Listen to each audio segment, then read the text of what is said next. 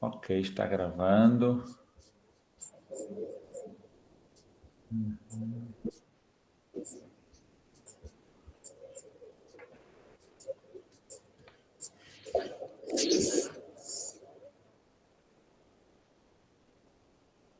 Bom, gente, vou pedir para vocês colocarem a autorização da gravação, tá bom? Bom, das outras vezes.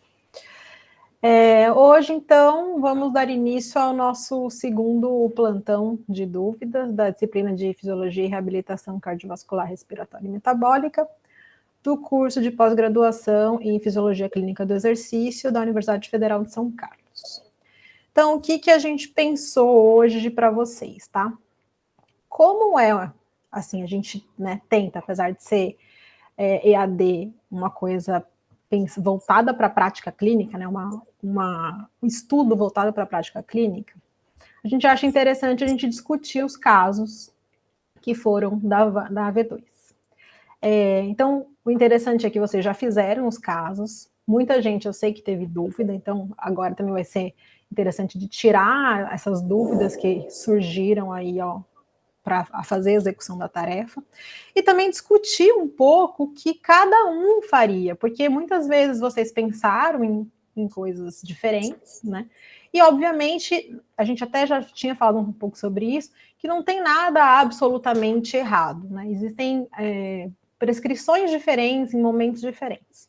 E, evidentemente, que é um pouco também difícil a prescrição por conta de ser um paciente hipotético, né? A gente não está com o paciente físico ali para conseguir, então, evoluir na conduta. Mas, pelo menos, principalmente para quem não está acostumado a atender, entender como vai começar, como vai dar esse primeiro pontapé inicial, pensando na avaliação, estratificação de risco, tudo que a gente viu ao longo da nossa disciplina, tá? Então, esse é o objetivo da aula hoje. A gente discutir o que vocês pensaram, né, no caso clínico, e tentar, o que faltou, tentar depois a gente completar em relação a isso, tá? Em relação à avaliação em si, tá, gente? Eu comecei já a corrigir, peço um pouquinho também de paciência de vocês, porque eu vou corrigir cada um.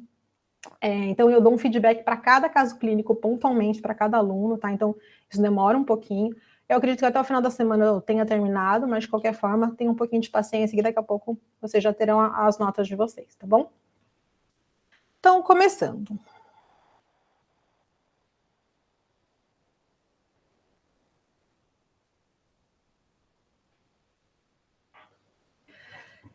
Eu vou colocar o caso clínico aí, vou ler rapidamente, tá? Mas depois a gente vai destrinchar cada uma das partes, e aí depois eu vou abrir para vocês falarem o que vocês colocaram, o que vocês fariam, o que vocês não fariam, e por aí vai, tá bom? Então, primeira coisa, primeiro caso. Homem, 73 anos, 83 quilos, 1,70 de estatura, foi encaminhado pelo cardiologista com indicação para reabilitação cardiopulmonar e metabólica, sendo sedentário, hipertenso, diabético tipo 2 com diagnóstico clínico de insuficiência cardíaca classe funcional 2. No teste cardiopulmonar, o VO2 máximo obtido foi de 22,5 ml por quilograma minuto. Frequência cardíaca máxima atingida no teste, de 120 batimentos por minuto devido ao uso de propanolol, 40 miligramas, associado a hidroclorotiazida, 25 miligramas. Durante o teste, relatou fadiga ao final do exercício, além de apresentar um complexo QRS mais alargado, 125 milissegundos no ECG.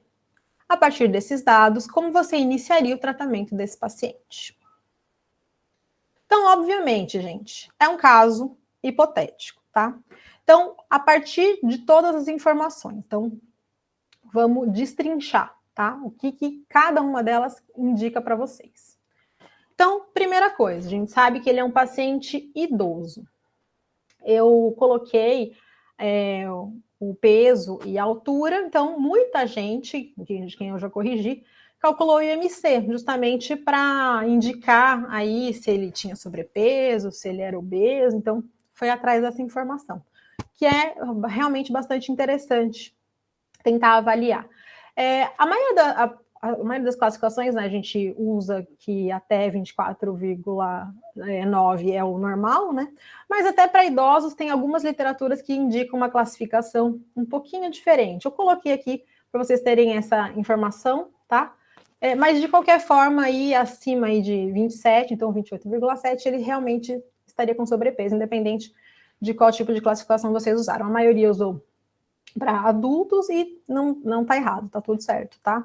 Então, ele teria sobrepeso. Então, além de tudo, ele é sedentário, ele é hipertenso, ele tem diabetes tipo 2 e ele tem insuficiência cardíaca classe funcional 2.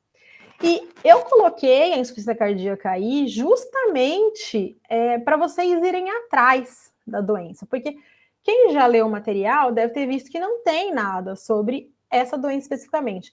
Na minha aula, quando eu comecei a falar de aterosclerose, eu até citei que a evolução da aterosclerose poderia evoluir para uma insuficiência cardíaca, mas a gente não entrou muito nesse assunto. Alguém foi atrás, alguém foi ver o que representava a insuficiência cardíaca e o que é a classificação, classe funcional 2? Quem quer falar sobre isso?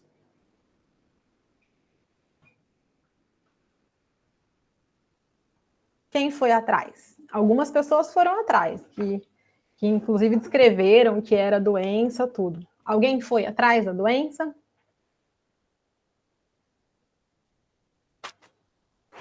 E, gente, vocês estão tímidos hoje? Isabela, pode falar.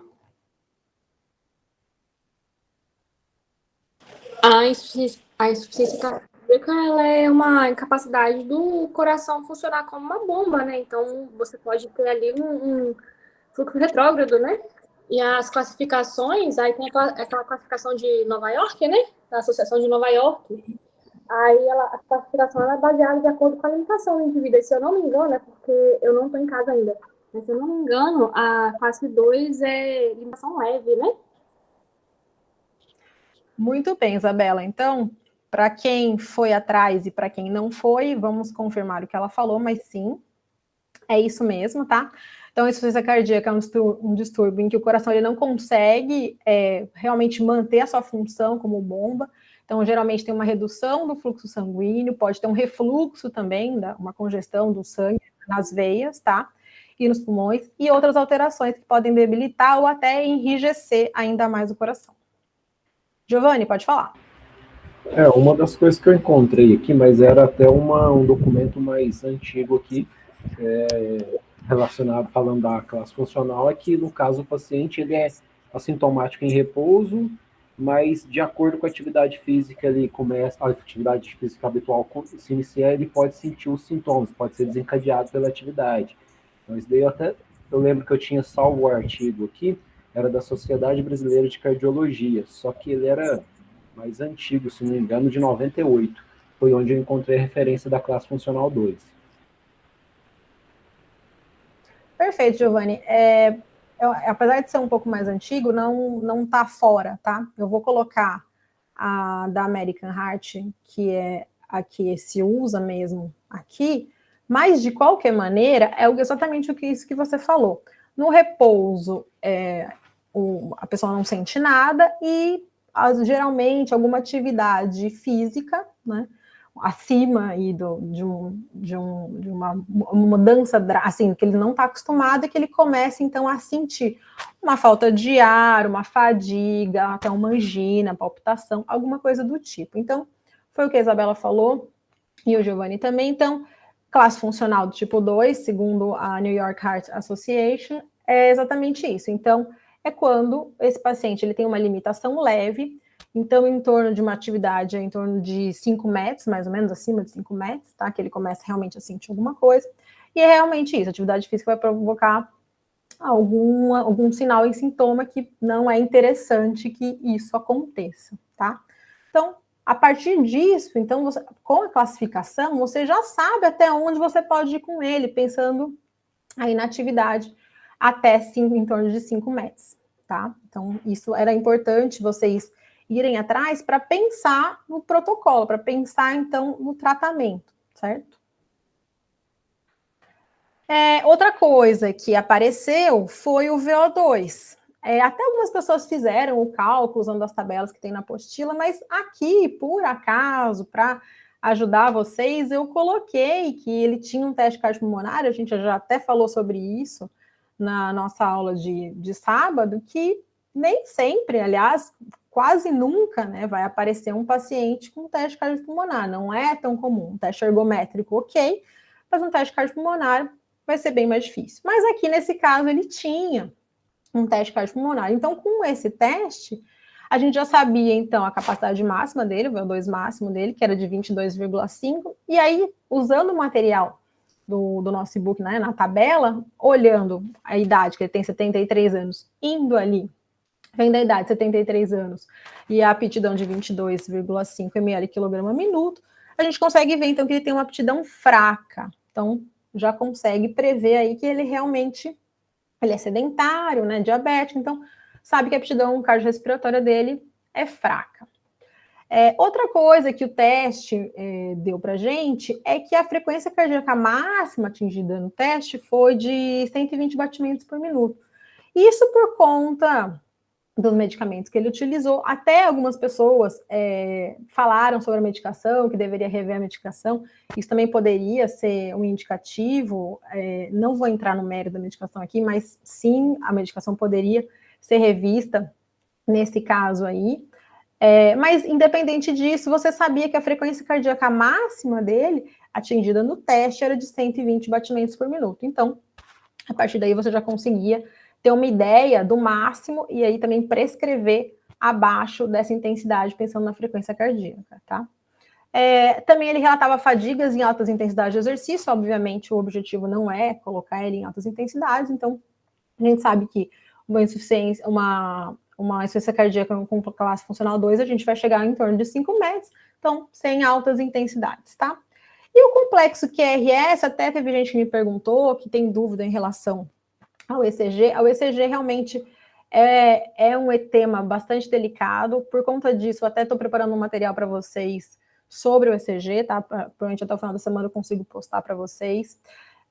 Existe um curso, vários cursos, especificamente de interpretação de ECG. Aqui, eu não coloquei para complicar, tá? Eu coloquei só para confirmar o diagnóstico, tá? Para você ter certeza que realmente ele tinha uma insuficiência cardíaca. O complexo QRS alargado, acima, né, de 120 milissegundos, então aí era 125 milissegundos, e isso é indicativo de uma taquicardia ventricular, que pode estar relacionado tanto com um infarto agudo do miocárdio, quanto com uma insuficiência cardíaca. O objetivo aqui não era complicar, como eu falei, era só realmente para vocês confirmarem o diagnóstico, tá? Então, não era para complicar em relação a isso. Isabela, pode falar. Você pode repetir uma sobrecarga ventricular que leva a uma taquicardia? Como que é? Desculpa. É o seguinte, quando esse complexo QRS está acima de 120 milissegundos, o complexo QRS representa a despolarização dos ventrículos, tá? Do ventrículo esquerdo. Então, o normal é 120. Quando está acima de 120, isso é um indicativo de uma taquicardia ventricular, tá? Aí, por conta dessa alteração, outros fatores vão determinar qual é o diagnóstico, tá? Além do ECG. Mas isso já indica uma taquicardia ventricular que pode estar relacionado tanto com um infarto quanto com uma insuficiência cardíaca, tá? Entendi, obrigada. Nada. Então, voltando, não era para complicar, era só para vocês confirmarem o diagnóstico, tá? Mais um indicativo da doença. A gente falou sobre a dosagem de beta-bloqueador, o Nuno até falou na aula dele de hipertensão. Alguém quer falar? João, pode falar. Sim, professora, boa noite.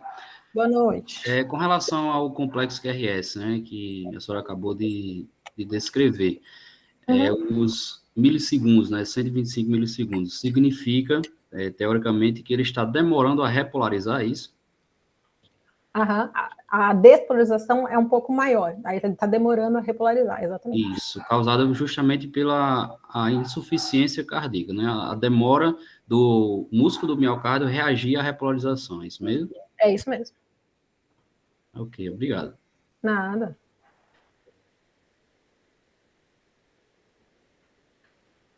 Continuando, falamos da dosagem do beta-bloqueador, o Nuno falou na aula dele de hipertensão, né, que no final das contas nem é tão mais utilizada a correção, mas eu coloquei ela, já tinha colocado essa tabela para a gente fazer o cálculo. Então, se fosse o caso, não seria, né? Porque a gente já tem a frequência cardíaca máxima do paciente por conta do teste cardiopulmonar. Mas se não tivesse o teste cardiopulmonar, daria para utilizar, pela dosagem do beta-bloqueador, a redução do percentual da frequência cardíaca. Então, utilizaria algumas equações de predição, e a partir da equação máxima, pensando, né, a predição da frequência cardíaca máxima, aí ainda reduziria 14% da frequência, tá? Mas a gente já viu na aula anterior que isso atualmente não está sendo tão utilizado, porque realmente determinam outros fatores, o paciente está tomando recorrente a medicação, não ter esquecido naquele dia também.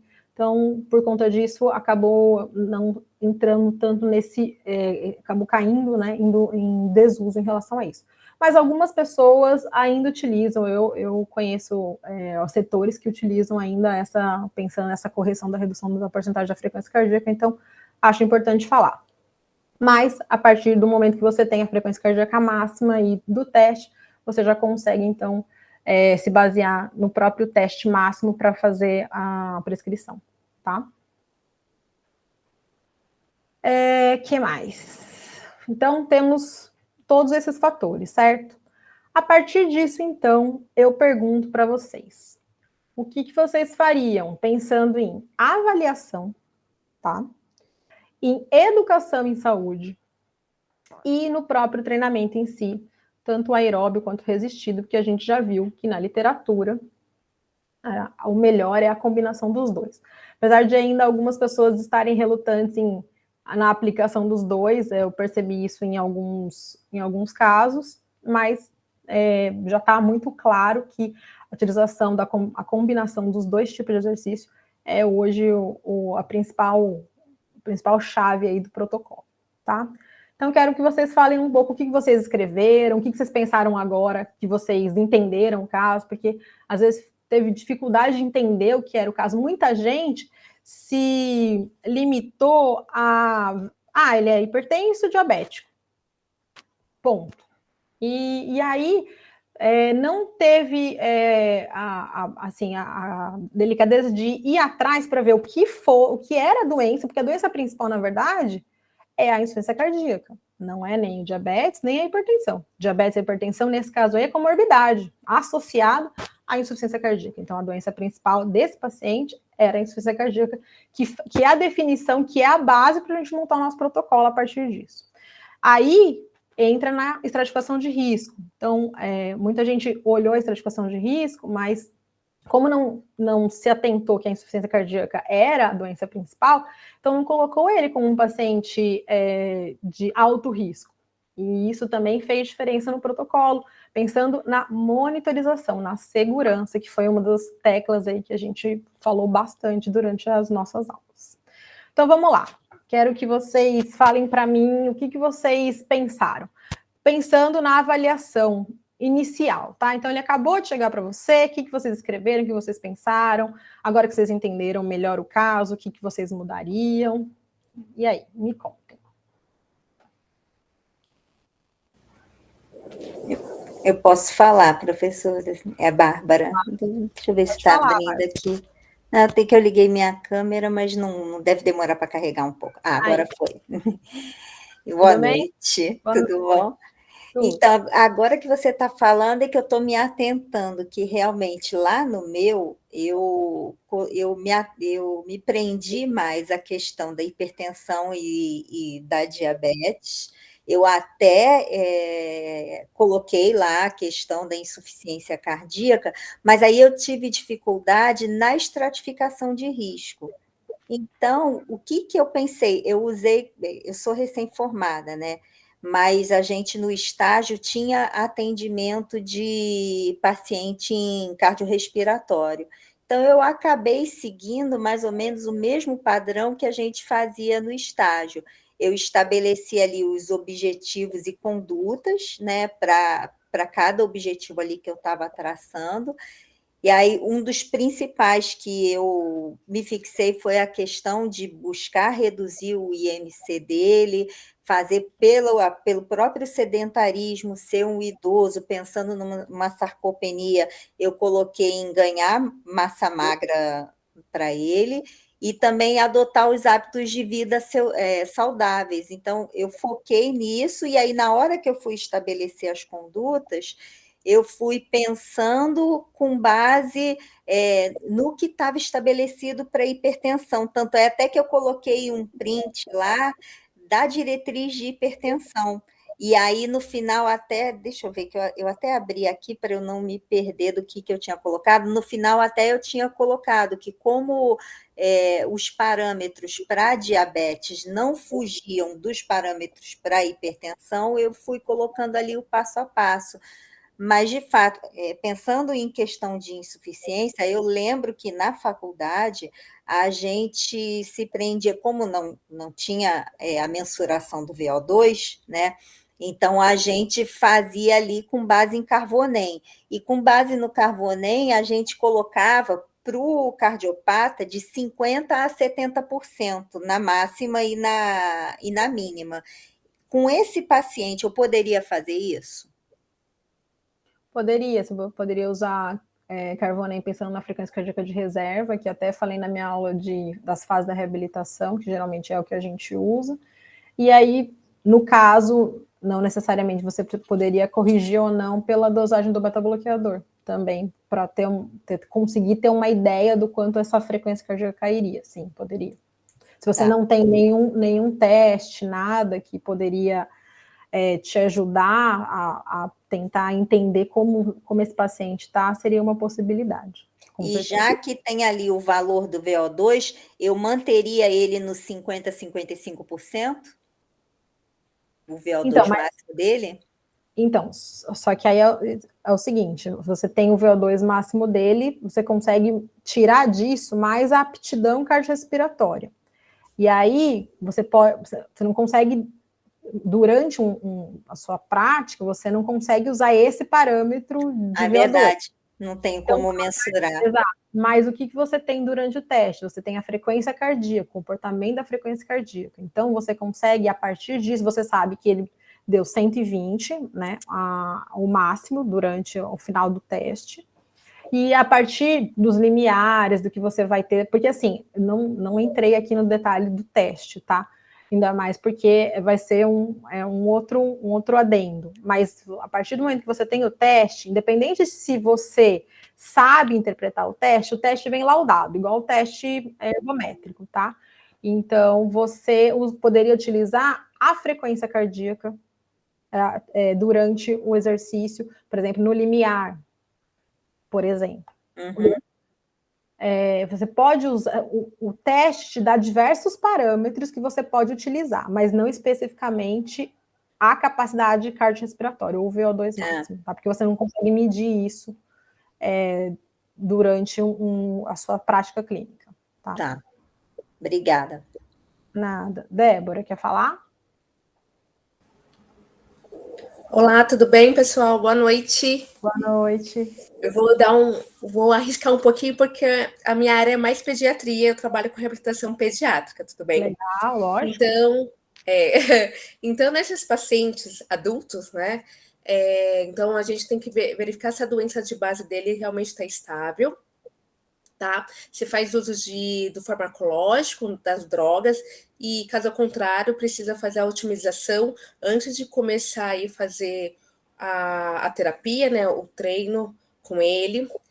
Aplicaria o teste cardiopulmonar. Geralmente, nós aplicamos aí o teste de caminhada de 6 minutos, que é de fácil aplicação. Pode ser através de um corredor de 30 metros, ou se não, adaptado na esteira. Nas crianças, estou dando um exemplo, nas crianças eu faço adaptado na esteira, porque eu não tenho um corredor de 30 metros. E a partir daí que eu consigo determinar realmente a frequência cardíaca de treino.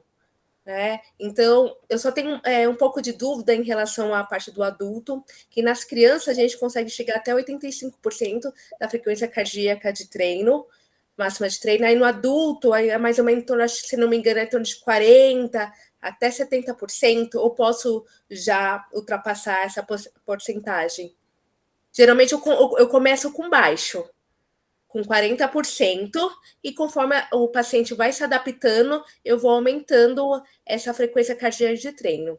Aí, como que eu faço? A terapia, geralmente que é 1 hora, eu determino aí com treinamento aeróbico, geralmente é intervalado, né, para os pacientes. O treinamento resistido, tanto de membro superior como membro inferior, principalmente da musculatura grande, né, de quadríceps, eu trabalho bastante, com certeza no adulto também, com o mesmo propósito, que também aparece alguns pacientes aí pós-Covid, que tem aí, que infartou, tem aí acompanhado algumas alterações funcionais também. E também eu começo também o treinamento muscular respiratório com Power Brief, também com esses pacientes. Então, é um combo. Então, a terapia de 1 hora é realmente um combo aí que a gente tem que fazer o treinamento resistido, aeróbico e o treinamento muscular respiratório. Tudo bem? É isso mesmo? Tá perfeito, Débora, é isso mesmo. É o que você falou, não varia muito, pelo menos assim, a característica da sessão. E aí, em relação aos parâmetros, evidentemente, você vai evoluindo ao longo das sessões, né? Então, é o que você falou, no começo não dá para começar com 80%, que você não sabe como ele vai responder, inclusive porque ele é uma pessoa sedentária, que não está acostumado a fazer nenhum tipo de exercício. Então, você vai para parâmetros de frequência baixos, né? Relativamente baixos, 50, 60, aí vai depender da idade, de vários fatores, e aí ao longo das sessões, quando você entender como ele se comporta, aí você vai evoluindo e aumentando a intensidade do exercício a partir da frequência cardíaca, a partir do Borg, você pode usar Borg. Aí Sim. cada profissional acaba utilizando uma ferramenta ou mais de uma ferramenta em relação à prescrição de intensidade com alguma desses fatores, desses parâmetros. Ok. Certo? Imagina. Eu queria que vocês falassem um pouco acho que a Bárbara começou a falar, e aí depois ninguém falou mais sobre a estratificação de risco. Eu acho que seria importante falar, nesse caso aqui, da estratificação de risco, porque seguindo, né, os parâmetros que estão na nossa apostila, e o que o Nuno também falou na aula dele, esse paciente, por conta da insuficiência cardíaca, ele seria classificado como risco elevado, só por conta da insuficiência cardíaca, independente do nível, tá? Então, isso faz com que o recomendado seria fazer a monitorização, pelo menos das primeiras sessões com ECG. Obviamente, não é tão simples assim monitorizar, dependendo de onde você está, com o ECG. Mas isso é importante falar aqui, tá? Então, algumas pessoas falaram, outras não se atentaram a isso. Então, a estratificação de risco é importante para a segurança do paciente e para a sua segurança a partir do momento que você vai aplicar o protocolo. Então, esse paciente, nesse caso, ele precisaria ser preferencialmente monitorizado com ECG, tá? Isso eu acho que é bastante importante falar. Outra coisa que eu acho importante falar, de educação em saúde. Algumas pessoas também falaram sobre isso, e acho importante também colocar aqui. Então, por exemplo, aqui alguns fatores de risco que deveriam ser modificados pelo paciente. Então, desde alimentação, tem gente que falou, né, do sobrepeso, tudo, mas passando aí não só no sobrepeso especificamente, mas numa dieta melhor. Então, como que esse paciente, qual o relacionamento dele com a comida, o que ele está acostumado a comer. Então, talvez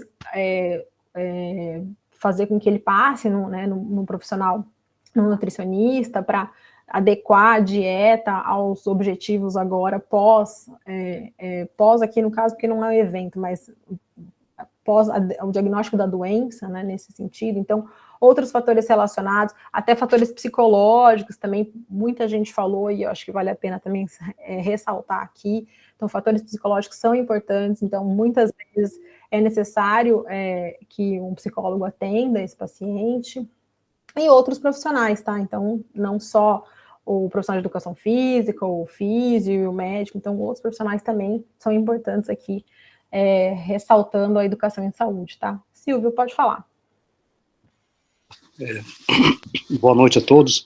Eu peço licença para deixar a câmera fechada, senão cai aqui, a internet está falhando. Uma dúvida, incluir a questão do comportamento de 24 horas a questão do comportamento sedentário, a questão do sono também seria importante? Nesses casos, a gente sabe que, nesse caso específico, eu estava procurando alguma recomendação em relação a essa população, né? Em termos de saúde pública, está vindo muito essa recomendação de considerar o comportamento de 24 horas, balls, né? E em relação, nesse caso, esse exemplo clínico. Você diz em relação... Eu acho que cortou, mas você falou de 24 horas, é em relação ao sono também, é isso? É sono e comportamento sedentário, né? Quebras de tempo sedentário. Ah, sim, agora eu entendi.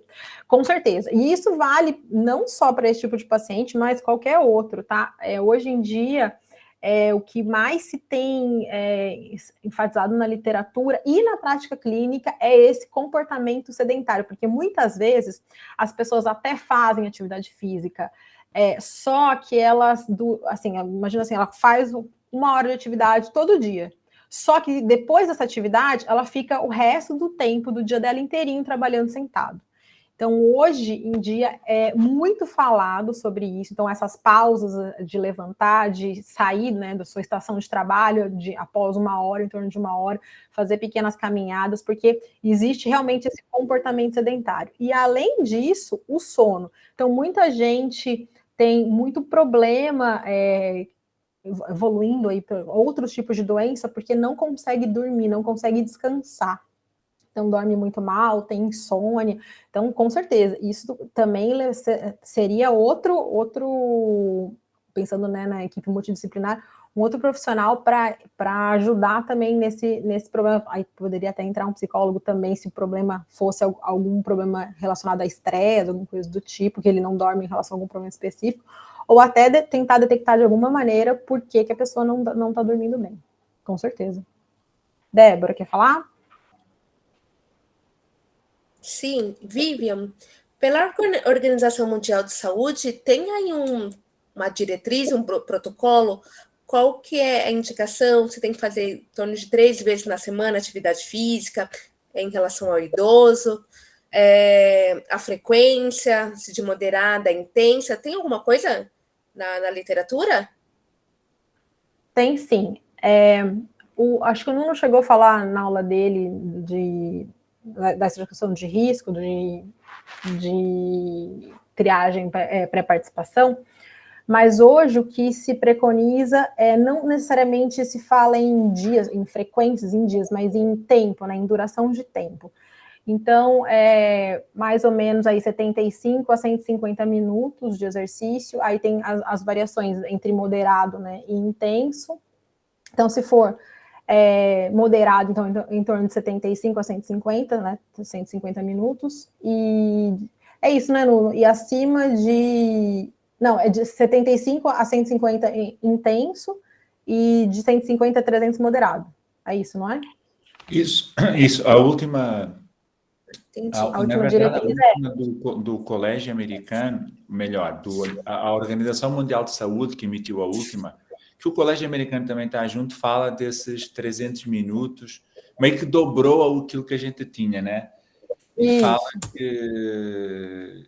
que seria 150 minutos de intensidade vigorosa até 300 minutos de intensidade moderada, né? Mas sempre fala que quanto mais, melhor, tá?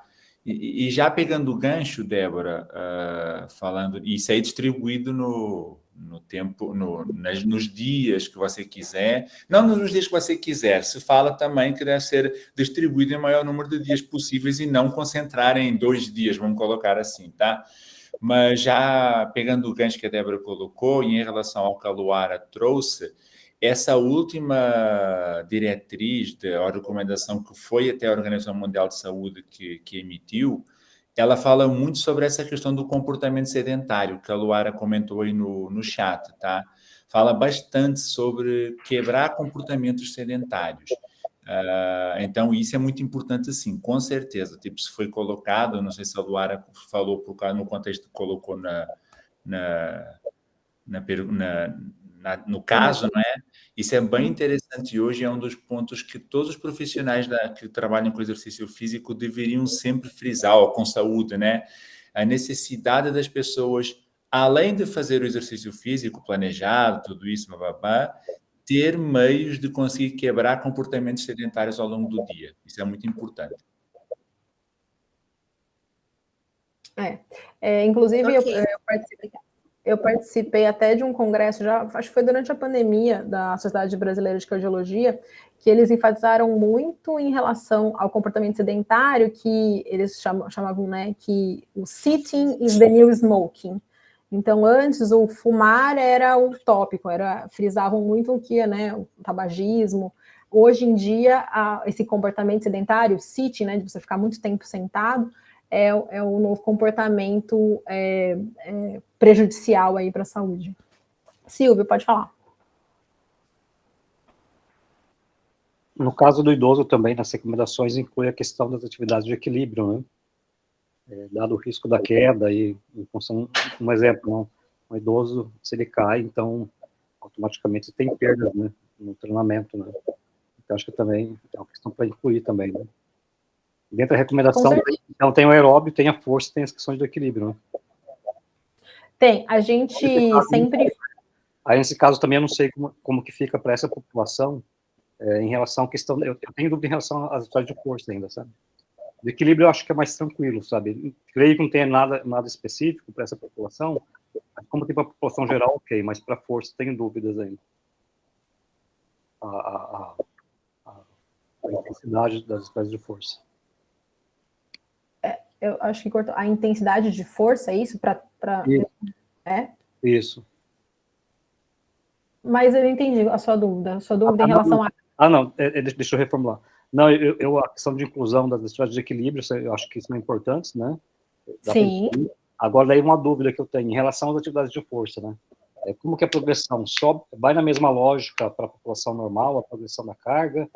Como que estimula a carga inicial?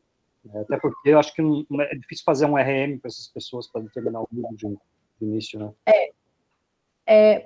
Muita gente, até inclusive na evolução do caso, colocou que utilizaria faixas elásticas ou exercícios com o próprio peso do corpo. Em relação ao RM, algumas pessoas você consegue fazer, e se você não consegue, você pode estimar. Então, existem várias equações de predição que você consegue fazer 10 repetições máximas, e aí, com a prescrição dessas 10 repetições, você consegue fazer a predição para uma carga máxima. Então, daria, se você não consegue fazer o protocolo de um RM mesmo, você consegue, pelo menos, fazer o previsto, né? O previsto para essa pessoa. Mas, assim, eu já trabalhei principalmente com cardiopata, e a gente determinava o teste de uma RM normal, tá? Então, assim, óbvio que é controlado no laboratório, tem, né, várias outras coisas relacionadas, não é pensando sei lá, num estúdio, numa clínica, mas, de qualquer forma, dá para fazer, tá? Obviamente, você precisa de alguns profissionais que saibam como fazer, então a gente tinha 2, 3 pessoas assessorando durante o teste, mas não tem nenhum problema, não tem nenhum risco realizar um teste. Na verdade, o paciente, o risco maior, não sei se posso falar assim, é que o paciente, quem está ali para ser avaliado, ele tem receio de fazer, na verdade. Então, ele acha que é uma carga absurda, então ele fala, não, tá bom, já, não. Aí ele até meio que dá um migué, assim, sabe, no sentido assim, não, é muito, não, meu joelho, não. Então, assim, não é nem a dificuldade pela doença em si, é mais porque aquela pessoa não está acostumada a fazer e ele acha que é um absurdo ele levantar aquele peso para fazer um teste, tá? Então, com esse tipo de dificuldade, você pode fazer uma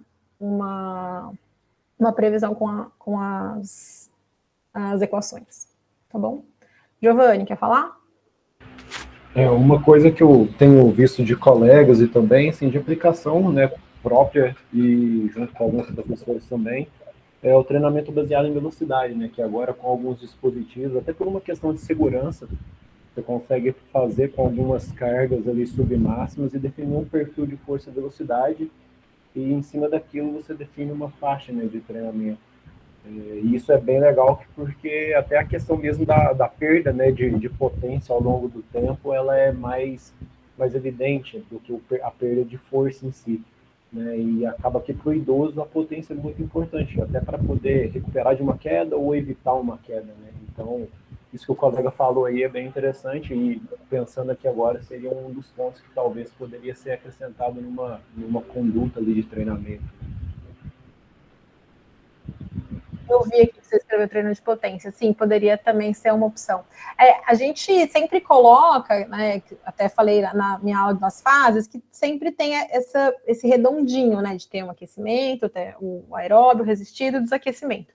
Mas, evidentemente, tudo que acrescenta, tudo que é bom para o paciente, você vai colocando ao longo, né, das sessões para ele. Então, treino de equilíbrio, algumas outras variações que a gente já falou durante, a Débora comentou do treino de musculatura respiratória. Então, tudo isso você acrescenta. É que a base formada sempre tem o aeróbio resistido em conjunto, porque hoje o que a gente sabe que realmente dá resultado, a combinação dos dois exercícios. Mas tudo adiciona, tudo melhora. E aí você vai adequando conforme, né, conforme o seu paciente necessita, tentar, dependendo da situação, até aliar com atividades, né, de vida diária, de sentar, levantar, coisas até mais simples do que só fazer um teste de musculação ou uma esteira, coisas relacionadas com as atividades dele de vida diária, que é, na verdade, para isso que ele precisa, para segurar uma sacola de compras, então, tentar sempre relacionar com aquilo que ele mais precisa. Mas, com certeza, é uma opção, sim. E falando também, agora eu lembrei, você falou de potência, eu lembrei também de dinamômetro. Tem algumas pessoas que usam dinamometria também para tentar predizer a carga máxima também, em vez de usar a teste, né, de uma RM, também poderia usar dinamometria para isso. Tá? Mas aí tem variações também de onde você trabalha, com o que você tem para usar. Tá? Gente, alguém mais quer acrescentar alguma coisa em relação a esse caso? Alguém tem mais alguma dúvida? Acho que o protocolo em si de treino não é assim, tem 1000 variáveis, tá? Você pode fazer o que você quiser. Tá? Muita gente descreveu bem certinho, colocou os exercícios e, evidentemente, tá sensacional. Mas acho que em relação ao exercício em si, a gente já está na literatura, já está na prática clínica, a recomendação de frequência, intensidade, duração, e aí você vai evoluir conforme ele vai te responder. Mas o importante que eu queria tirar de vocês é interpretar a doença dele, o que ele tem, trazer isso, o que isso representa, o que a insuficiência cardíaca representa, o que eu preciso fazer, tá? Então, eu acho que isso é mais importante.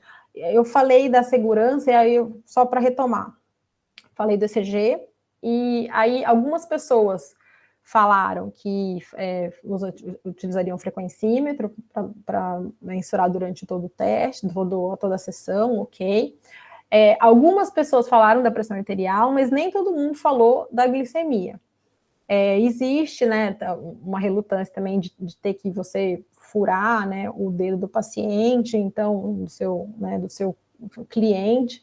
Então, assim, pelo menos tentar fazer com que ele mensure de alguma maneira, ou traga e mensure, né, com você junto ali para ver, porque é importante você saber como essa glicemia tá, se ela tá controlada, principalmente o Nuno falou na aula dele, para começar, né, o treino em si, está acima de 300, você não vai começar a fazer exercício, então, principalmente nas primeiras sessões, tentar entender como ele está, se ele realmente está controlado. Às vezes ele é diabético, mas ele está controlado, ele toma medicação, ele não abusa em relação à dieta. Então, também é importante mensurar, principalmente antes. No final, eu nem acho tão, né, se ele não tem nenhuma alteração para começar o teste, então tá tudo bem, se ele também não relata nenhum sinal, sintoma. No final, eu nem acho tanto, mas para começar o teste, pelo menos nas primeiras sessões, é interessante entender como que essa diabetes está ou não controlada, tá? Então, acho que esses são os pontos importantes. Alguém quer acrescentar mais alguma coisa?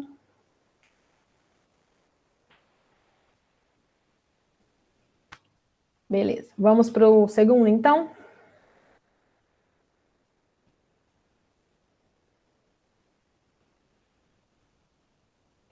Então, caso clínico 2. Então, elabora um protocolo de tratamento para o caso clínico abaixo. Então, uma mulher de 69 anos, 43 quilos, 1,55 de estatura, foi encaminhada pelo médico com indicação para reabilitação cardiopulmonar e metabólica, sendo sedentária, hipertensa e tabagista há 20 anos. O paciente relata falta de ar aos esforços, como subir escadas ou caminhar alguns quarteirões com compras. A falta de ar teve início há 6 meses, porém vem piorando nas últimas semanas, atrapalhando a realização das AVDs. No raio-x, parênquima pulmonar com transparência aumentada e na espirometria, capacidade vital forçada normal, porém VF1-CVF abaixo dos níveis de normalidade, indicando distúrbio ventilatório obstrutivo grave. A partir desses dados, como você iniciaria o tratamento desse paciente? Então, muitas coisas em relação à espirometria, principalmente, já tinha falado na minha aula de DPOC. Então, aquilo era uma introdução para vocês entenderem os dados aqui desse caso, tá? Então, mas voltando. Primeira coisa, paciente idosa, também, a maioria das pessoas fez o cálculo, né, do IMC, então, 17,9. Então, tá com baixo peso, né? Ela é sedentária, hipertensa, fumante há 20 anos. As queixas dela, então, falta de ar aos esforços, principalmente durante a atividade de vida diária, e relatou piora há 2 semanas. Em relação aos exames, então, o raio-x, parênquima pulmonar com transparência aumentada. Tudo que eu coloquei era só para ajudar, tá, no caso, não foi nada para complicar, mas o que representa o parênquima pulmonar com transparência aumentada? Então, o parênquima pulmonar, que é formado, na sua maior parte, pelos alvéolos, é onde ocorre o processo de troca gasosa. Então, quando a gente tem uma transparência aumentada, isso é uma manifestação radiológica característica de DPOC, tá? Então, isso é só para confirmar o diagnóstico, assim como o ECG confirmava o diagnóstico do nosso caso 1, tá? Então, isso indica, assim, que tem lesões no pulmão, e aí vai determinar, então, o grau da lesão, da extensão da área do pulmão lesado, então vai depender de quanto, né, de qual área tem essa transparência aumentada, tá? E está relacionado também com o aprisionamento aéreo, que é a característica principal da DPOC, tá? Então, basicamente, era só para confirmar o diagnóstico. Em relação à espirometria, quem lembrou do que eu falei na aula? Então, a VF1-CVF, que também é conhecido como índice de difenol, né? Lembrando que a VF1 indica o volume de ar que é exalado no primeiro segundo durante a manobra de capacidade vital forçada. Então, essa relação, ela é padrão ouro para confirmar o diagnóstico de DPOC. Quando essa relação ela está abaixo de 70%, então você tem algum distúrbio, um distúrbio obstrutivo. A gente até viu ali na minha aula como você classificava, né, em relação ao distúrbio, e depois os parâmetros para determinar se ele era grave, ou, né, quão grave ele era, mas era basicamente para isso, tá? Então, só para vocês relembrarem aí que, dependendo do grau da limitação, então, você consideraria aí um distúrbio grave. Então, ali, aqui, nesse caso, fala que ela é uma DPOC grave, tá? Então, você já sabia no diagnóstico que ela tem uma DPOC grave, tá? Então, acho que isso fechava o diagnóstico aí. Então, você sabia do parênquima, a partir do raio-x e da espirometria. E o próprio caso em si falava que ela era DPOC grave, tá? Então, mesma coisa. A partir de tudo que a gente viu, pensando em avaliação, educação em saúde, exercícios, o que vocês fariam, tá, com essa paciente? E aqui nesse caso, tem alguns complicadores interessantes em relação ao caso 1. Primeiro, porque, apesar de ela ser hipertensa, a doença principal dela é a DPOC. E lembrando, né, da triagem, né, da avaliação pré-participação que o Nuno deu na aula dele, lembra que doença respiratória não entra. Então, não consigo fazer essa triagem inicial, essa avaliação inicial. Eu só consigo fazer a estratificação de risco, porque ela tem uma doença que é a hipertensão. Mas a DPOC eu não consigo avaliar em relação a isso. Em contrapartida também, não tenho nenhuma avaliação de exame. o nosso paciente do caso 1, ele tinha, né? Ele tinha um teste cardiopulmonar. Ela não tem, ela tem uma espirometria que confirma o diagnóstico, mas pensando em exercício, eu não tenho nada que me dê uma base para começar o protocolo. Então, nisso, vocês também tinham que ter pensado como que vocês começariam pensando aí no protocolo, porque vocês não têm nenhum parâmetro inicial de base, tá? Então, quero ouvir um pouco vocês, o que vocês pensaram aí, pensando na avaliação, educação em saúde, lembra que ela é tabagista. Posso falar? Pode, Bárbara, fica à vontade. Ainda mais DPOC, parece que o DPOC me persegue, eu adoro um DPOC na clínica que eu estou atendendo, os pacientes vão por causa de ortopedia, quando vai fazer a anamnese já tem uns 3 que são DPOC, eu acho que o meu negócio é o DPOC. Então, eu coloquei assim, o principal, né, além de reduzir os sintomas limitantes dela, né, nas atividades de vida diária, melhorar a capacidade pulmonar para a realização desses exercícios.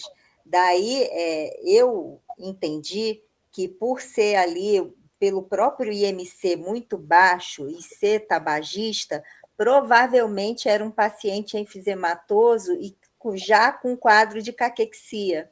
E aí, por isso, eu relacionei com o ganho de massa magra muscular, e daí, eu sei que um paciente desse, desculpa a cachorrada aqui de casa, sempre assim, dificilmente a gente consegue convencer que o paciente pare de fumar. Mas eu coloquei como uma sugestão a adoção de hábitos de vida saudáveis, buscando cessar o tabagismo. E aí, diante disso, né, nas condutas iniciais ali, porque eu entendi que a gente iria avançar conforme a evolução do paciente. Então, até por isso, eu lembro que, dependendo do quadro pulmonar, a gente tem que ficar ali no Carvonem entre 60% e 80%, quando isso é um pneumopata. Mas num DPOC, a adoção a gente tem que ir com cuidado, exatamente porque ela tem ali a dificuldade da expiração, né, de colocar o ar ali para fora. Então, eu preferi ser um pouco mais conservadora e cautelosa em manter uma frequência cardíaca máxima em 50% numa conduta inicial, e daí poder avaliar, né? Aí, coloquei tanto a parte aeróbica, mas também a parte resistida, e aí respeitando também ali 50%, 85% de 1RM, e o principal que a gente, pelo menos, né, sempre ficava muito atento no caso do DPOC, é fazer a respiração. Aí tem várias formas, né? Eu coloquei como sugestão a respiração lenta e a respiração profunda no final, durante o alongamento, e utilizar também o freno labial, se fosse no caso de uma desinsuflação. Perfeito. Tudo que você falou é coerente, com certeza. Eu quero acrescentar uma coisinha, mas eu vou ver o que a Débora vai falar e aí depois a gente complementa. Mas tudo que você falou é extremamente coerente. E ao longo, faltou um detalhezinho, mas vamos ver se a Débora vai complementar. Débora. Ai, meu Deus do céu! Sem pressão. É que pode ser que eu fale e você ia falar. Então, eu vou esperar você falar. Se você não falar, eu complemento. Então, tá bom. Então, complementando o que a Bárbara disse, né, em relação à educação do paciente, esses pacientes, né, DPOCs, eles chegam já no quadro agudizado, ou se não já em melhoria, porém ele tem várias alterações funcionais, que o objetivo da fisioterapia é a gente olhar para esse lado funcional desse paciente. Esses pacientes DPOC, ele já é um paciente hipersuflado, então toda a musculatura respiratória ali respiratória, a musculatura ali de membros superiores estão encurtados, porque é um paciente hipersuflado, então essa musculatura dele vai estar menos atuante, vai estar muito mais tensa.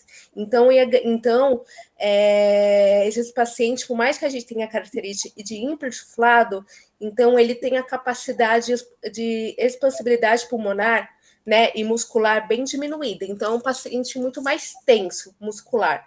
Então, eu ganharia bastante mobilidade ali de cintura escapular para diminuir essa tensão muscular para ele poder também ganhar aí futuramente também a parte de ganho muscular também de membro superior. Como esse paciente ela apresenta desconforto nos mínimos esforço, iniciaria também as atividades com o uso de pressão positiva, tá? Principalmente aí no momento inicial, o CPAP, BIPAP, de acordo que geralmente os pacientes usam CPAP, mas de acordo com qual que ele se adapta melhor, tá? E conforme isso a gente vai desmamando ele. Começaria também com uma carga mais leve, em torno de 40%, e conforme vai passando aí o tempo da terapia, a gente vai aumentando essa carga. Também trabalharia aí também a musculatura, principalmente de quadríceps desses pacientes. A gente sabe que tem na literatura que a gente ganhar força, né, de quadríceps, a gente também melhora a oxigenação, né? Então, o nosso olhar é somente para... somente não, né?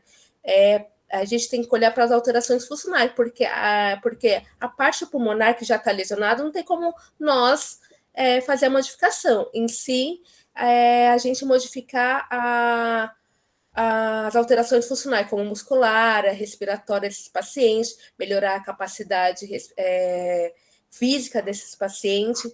O treinamento muscular respiratório também é muito importante. Esses pacientes hipersuflados, a gente sabe que o diafragma vai estar alongado, vai ter mais dificuldade aí de exercer a função dele, ele vai estar encurtado também, então a gente precisa aí ter um fortalecimento muscular respiratório nesses pacientes, ok? E também esses pacientes podem vir apresentar até a apneia do sono, né? Também verificar a possibilidade da plexinomografia também nesses pacientes, verificar como que ele dorme, e é isso. Tudo coerente, Débora, tudo que você falou. Eu acho que para os profissionais de educação física, talvez eles não estejam tão familiarizados, né, com tanto você quanto a Bárbara, acho que falaram sobre treinamento muscular respiratório. Acho que a Patrícia, não, alguém que falou antes, a Luara falou que faria treinamento muscular respiratório com base em PI Max, né, então através de manuvacometria, então são ferramentas que a físio acaba usando mais, mas independente disso, também agregando aí para a melhora do paciente. Bárbara, quer complementar? Eu lembrei de um detalhe que eu coloquei aqui, quando a Débora falou do CPAP e BIPAP, que lá na Gold fala na recomendação para DPOC, que em caso de distúrbio grave, você tem que considerar o uso de oxigenoterapia durante o exercício. Aí eu coloquei isso e aí a Débora falou, eu lembrei. A minha complementação tem a ver com o oxigênio. Você vai suplementar com oxigênio quando? Eu deveria fazer o acompanhamento de acordo com o monitoramento de SPO2 dele? Se baixasse, no caso de DPOC, se baixasse de 88%, não é? Tem literatura que é 88, 89, 90, mas... Que a gente considera que até 88 ali, ele sendo DPO-cítico, eu posso aceitar que a saturação está boa, né, digamos assim. Exatamente. Aqui, esse paciente em si, a chave para você, como você vai evoluir, é monitorizar ele em relação à saturação. Porque como ele relata fadiga, relata dispneia, e a DPOC tem como característica, né, você ter uma baixa saturação, o que você falou em relação à suplementação de oxigênio é completamente coerente, mas você só vai suplementar se tiver baixo. E para saber se está baixo, você tem que monitorizar o paciente ao longo de toda a sessão. Giovanni?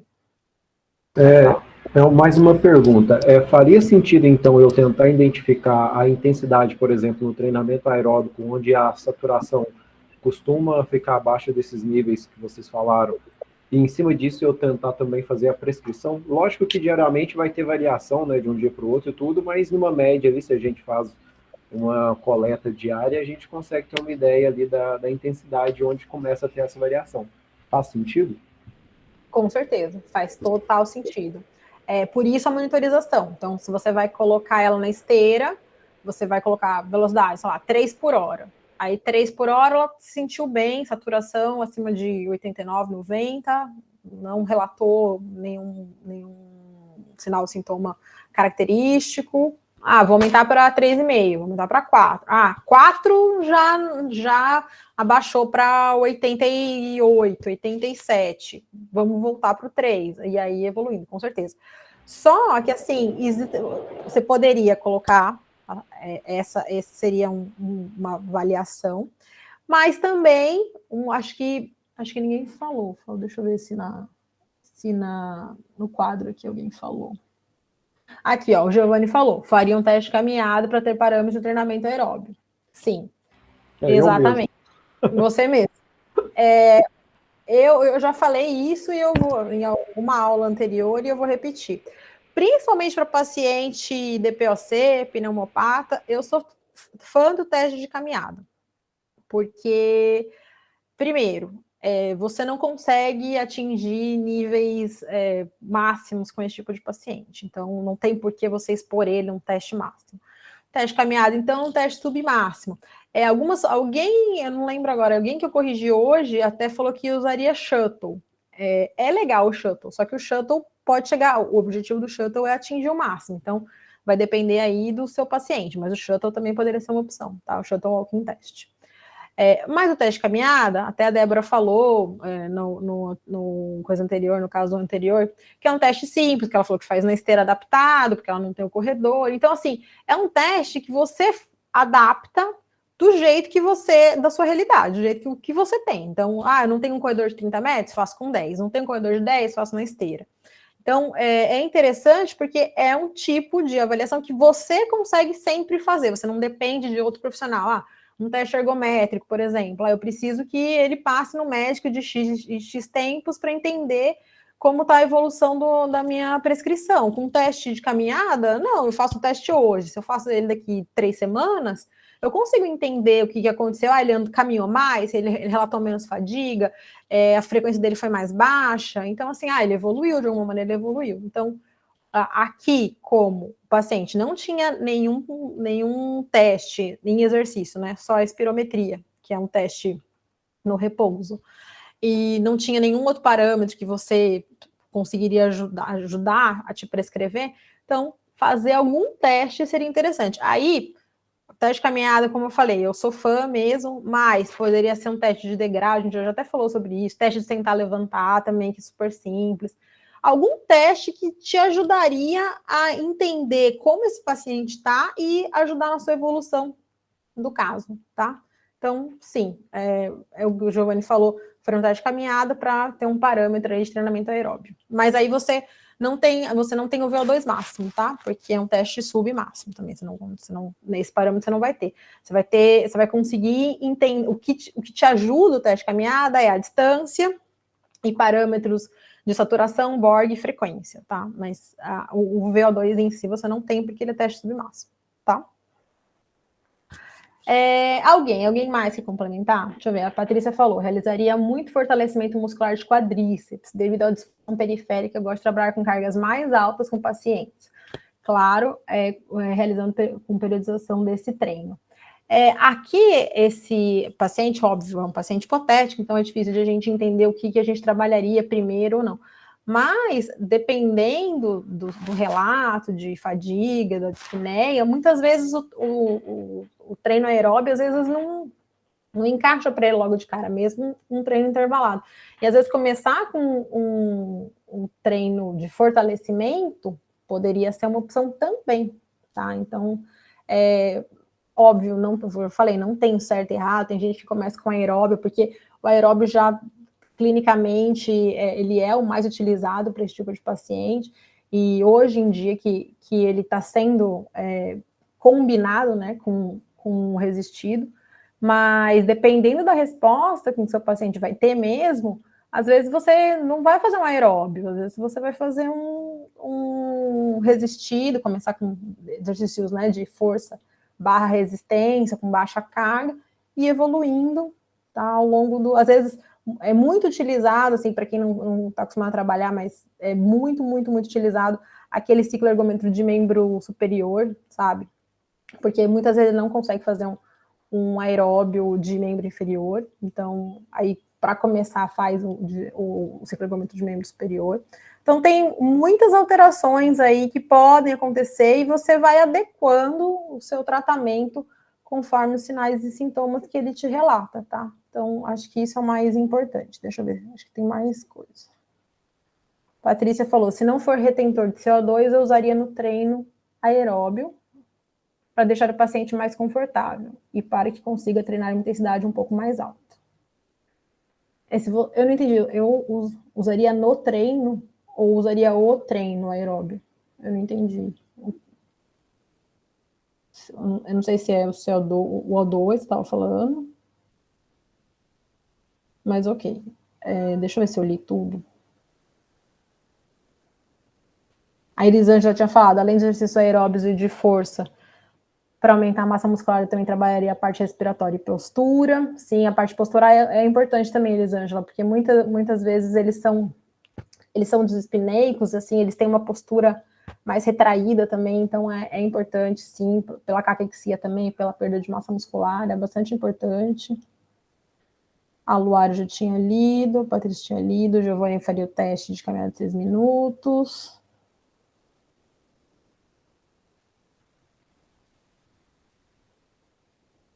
A Patrícia estava falando do CPAP, é isso?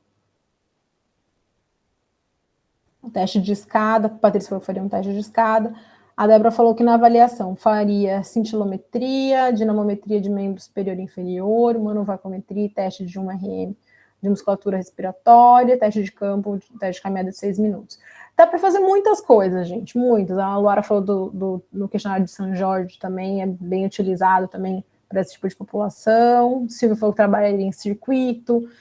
O importante também falar aqui, que geralmente o treino, ele vai ser intervalado, tanto o aeróbio quanto o resistido. Obviamente o treino resistido, ele é intervalado, mas pensando em intervalos mais longos do que a gente está acostumado, tá? Então, até acho que comentei na aula que geralmente os intervalos duram até 2 minutos entre uma série e outra, porque como esse paciente ele relata muita dispneia, então ele precisa de um tempo maior para descansar entre uma série e outra, tá? E também vai adequar conforme a saturação dele, se ele está desaturando no exercício também ou não, se ele precisa de mais tempo para descansar ou não. Então, o trabalho em circuito é bastante importante para essa população, sim. Pode ser interessante aí.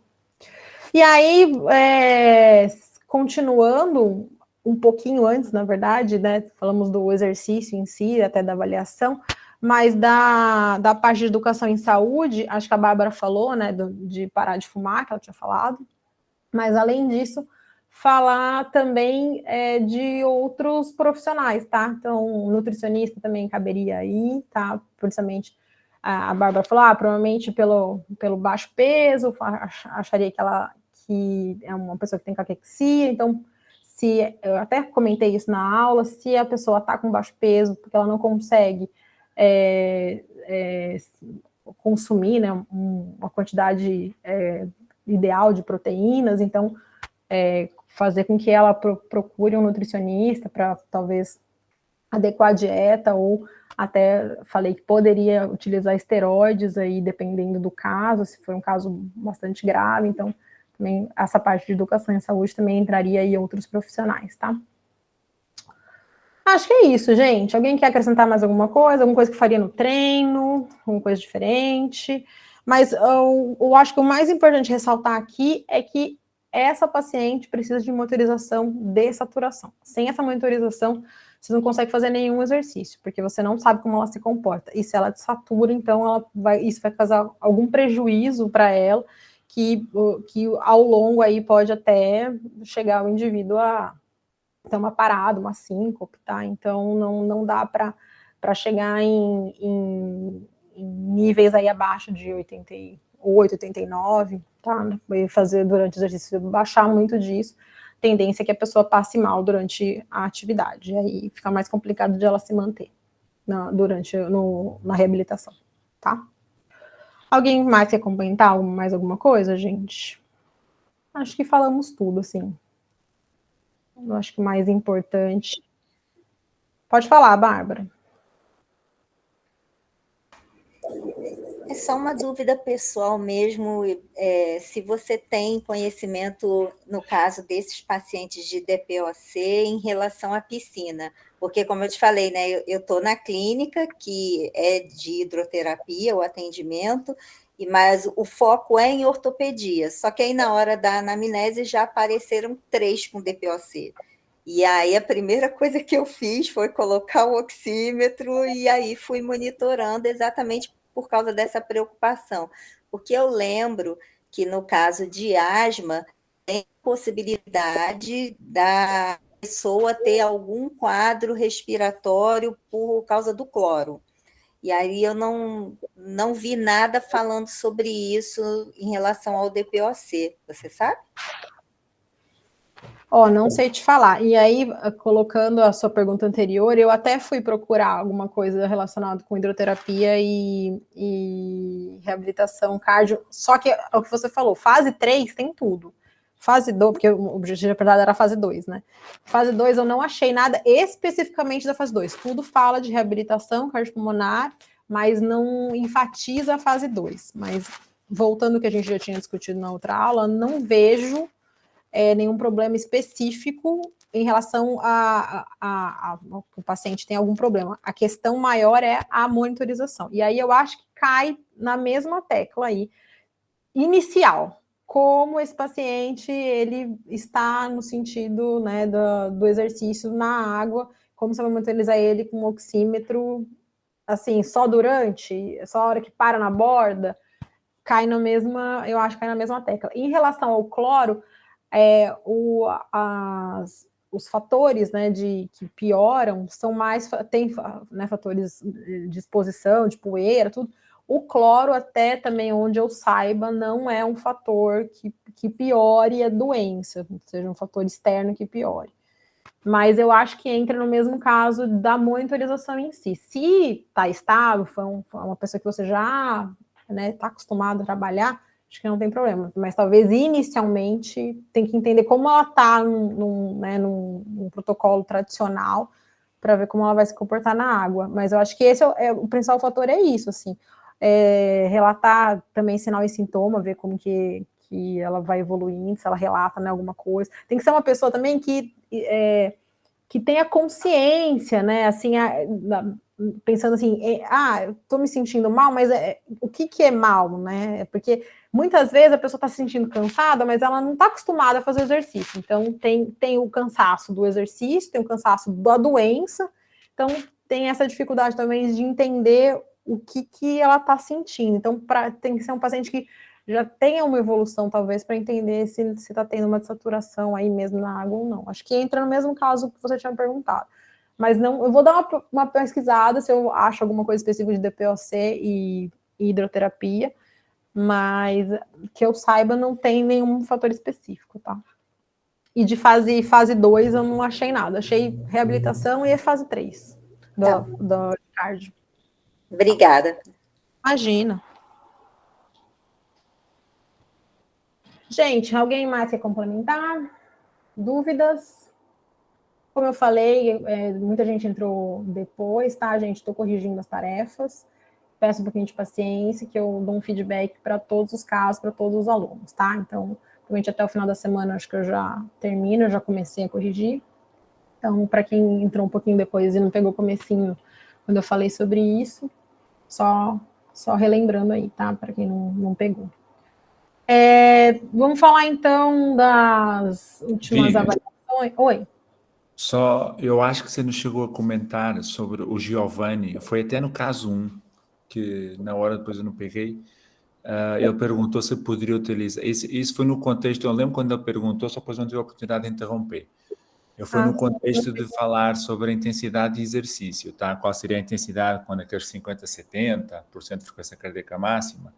Ele perguntou se poderia utilizar percentual de VVO2 máximo, da velocidade do VO2 máximo.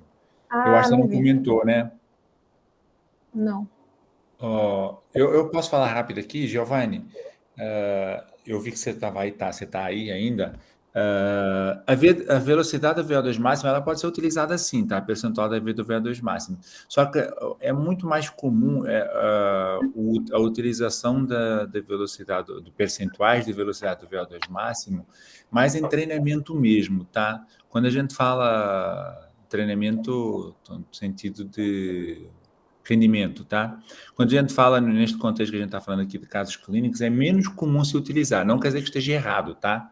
Mas é muito menos comum se utilizar. Agora, sem dúvida nenhuma, que é uma forma prática, simples de nós utilizarmos. Só que, normalmente, as diretrizes para esse tipo de pessoas, elas nunca vão comentar sobre velocidade, sobre percentuais de velocidade do VO2 máximo, tá?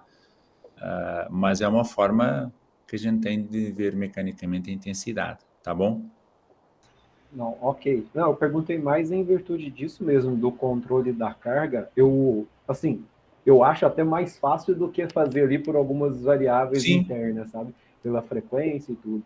Mas é mais nesse sentido mesmo, porque do contexto ali esportivo, vejo o pessoal faz muita utilização, mas realmente na saúde, é igual você falou, não tem uma diretriz que vai encontrar isso, né? Seria mais Isso. na prática e verificar mesmo com a pessoa ali a questão da percepção dela, né? Do esforço. Sim. E monitorar, Sim. mas eu agradeço a resposta.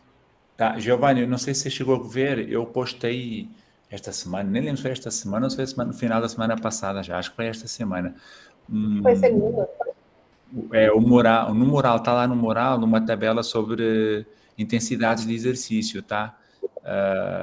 E lá tem várias formas de nós monitorarmos a intensidade de exercício, desde frequência cardíaca, VO2, até passando lá pelo MET também, passando pela escala de prestação de esforço, né, PSE Borg, tá? Então dá uma olhada lá que também pode ajudar depois nisso aí, tá bom? Beleza. Então, vamos falar das atividades que faltam. O João até escreveu aqui da atividade 3, da V3.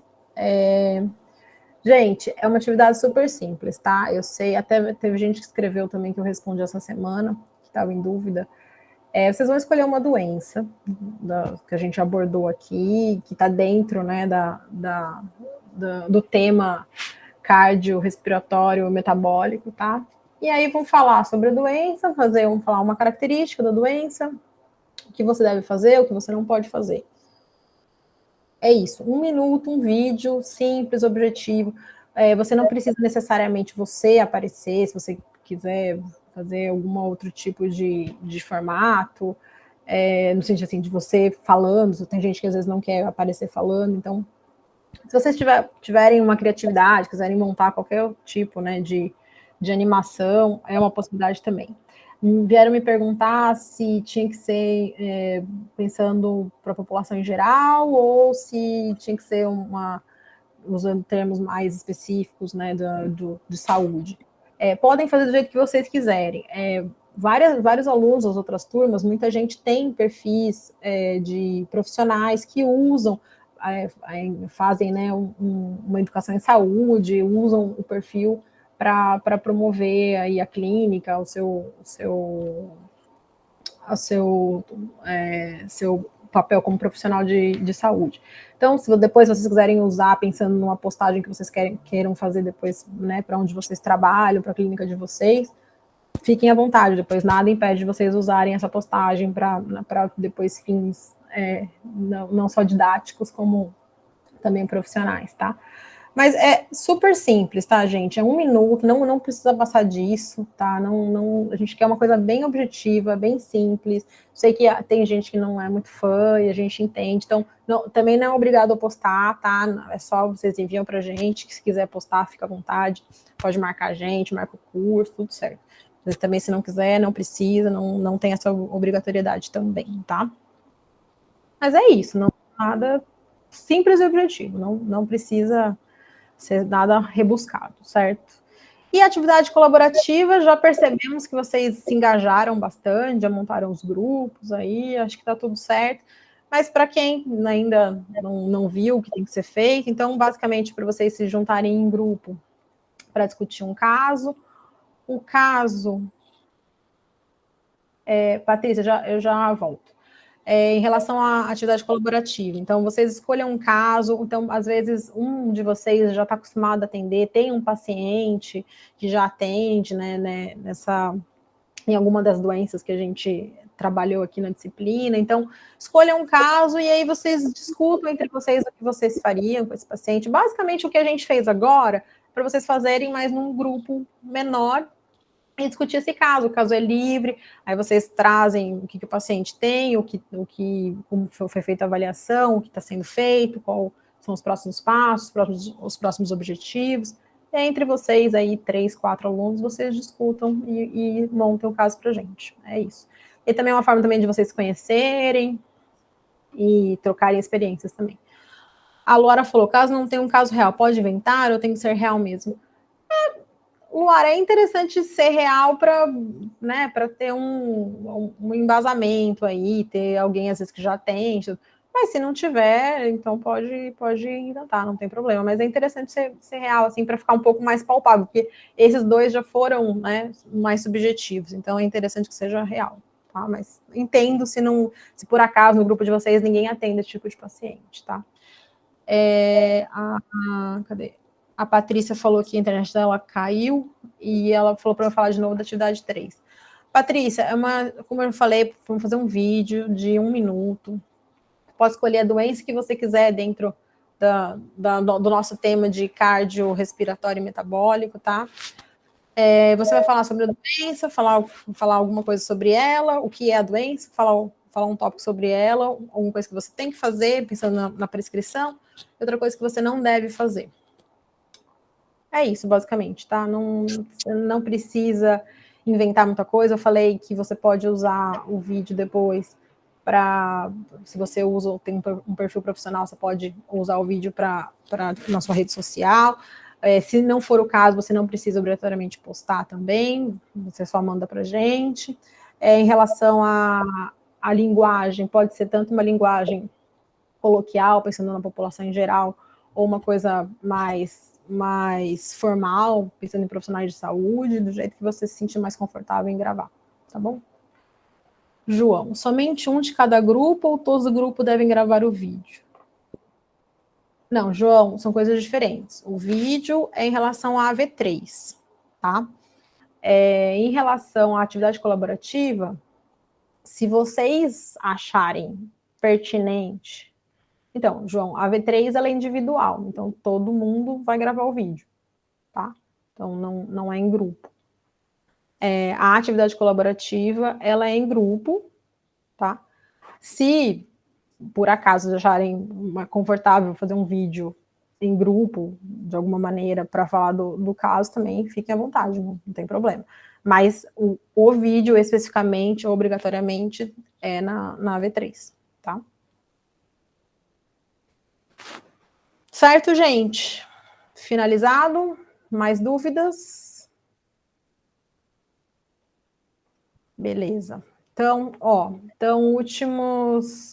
últimos lembretes aí da semana, tá?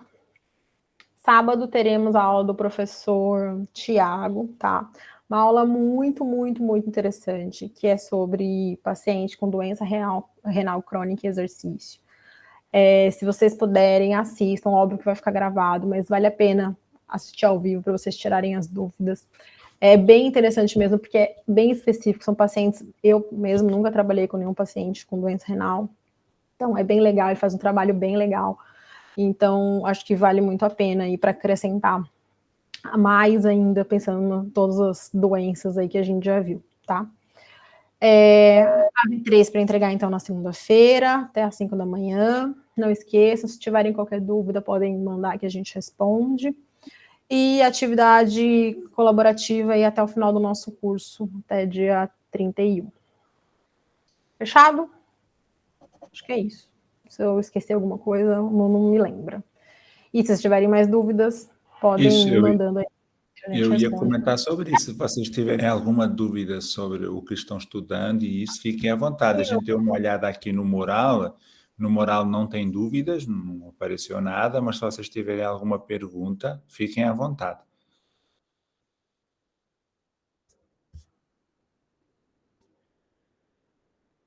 E eu acho que a Vivian caiu. Ela já vai voltar. Eu não estava escutando. Eu vi você falando, mas eu não estava escutando. Ah, beleza. Voltou. Diga. Eu vi que você estava falando, mas eu não estava conseguindo escutar. Ah, tá. Eu falei só dessa questão mesmo, que eu vi no mural que não tem nenhuma pergunta, nenhuma questão. Mas se tiver alguma dúvida, alguma pergunta sobre, fiquem à vontade. Senão, a gente encerra, né, Vivian? Sim, gente. Estamos aqui à disposição de vocês, assim, que vocês quiserem perguntar mais. E, gente, utilizem o mural lá. Vocês estão muito quietinhos lá no mural. Vocês não têm postado nenhuma dúvida. Sempre tem alguém que posta uma dúvida. E aí a gente responde, aí tem mais gente que responde, e a dúvida do outro é do outro também. Então, viu, gente? Escrevam lá, a gente responde. Às vezes demora, às vezes a gente só vê no outro dia tudo, mas a gente responde, tá bom? Certo? Obrigada, então, gente. Bom resto de semana para vocês. Bom descanso. E qualquer coisa, estamos às ordens. Tá bom? Boa noite a todos. Fiquem bem. Tchau, gente. Tchau, boa noite. Boa Tchau. noite.